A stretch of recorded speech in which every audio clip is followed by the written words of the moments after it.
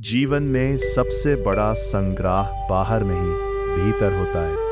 मन बार बार डर पैदा करता है, बहाने बनाता है और इंसान को वहीं रोक देता है जहां से उसे आगे बढ़ना चाहिए। समय निकलता रहता है, अवसर सामने आते हैं और चले जाते हैं, लेकिन व्यक्ति अपने ही विचारों में उलझा रह जाता है।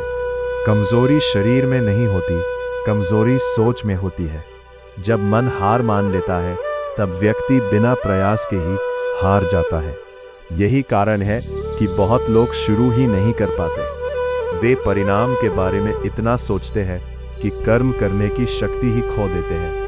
भगवान श्री कृष्ण का संदेश स्पष्ट है, कर्म ही जीवन का आधार है।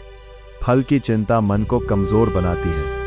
जो व्यक्ति केवल अपने कर्तव्य पर ध्यान देता है वही धीरे धीरे आगे बढ़ता है। जीवन में डर का होना स्वाभाविक है, लेकिन डर के कारण रुक जाना विनाश की शुरुआत है। डर एक भ्रम है जो मन को रोकता है और व्यक्ति को अपनी वास्तविक क्षमता से दूर कर देता है। जब तक इस भ्रम को तोड़ा नहीं जाता, तब तक कोई भी बड़ा परिवर्तन संभव नहीं होता। हर व्यक्ति के भीतर एक शक्ति छिपी होती है। ये शक्ति तब जागती है जब व्यक्ति निर्णय लेता है कि अब रुकना नहीं है। शुरुआत छोटी हो सकती है, कदम धीमे हो सकते हैं, लेकिन निरंतरता ही सफलता का रास्ता बनाती है। गिरना असफलता नहीं है, रुक जाना असफलता है। गलतियां होना स्वाभाविक है, लेकिन उनसे सीखना ही विकास है। जो व्यक्ति हर दिन थोड़ा थोड़ा आगे बढ़ता है, वही अंत में सबसे आगे निकलता है। समय कभी रुकता नहीं है। जो आज किया जा सकता है, वो कल पर छोड़ने से और कठिन हो जाता है। इसलिए कार्य को टालना स्वयं के साथ अन्याय करना है।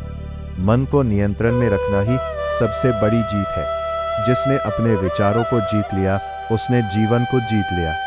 बाहरी परिस्थितियां हमेशा बदलती रहेंगी, लेकिन अंदर की स्थिरता ही व्यक्ति को मजबूत बनाती है।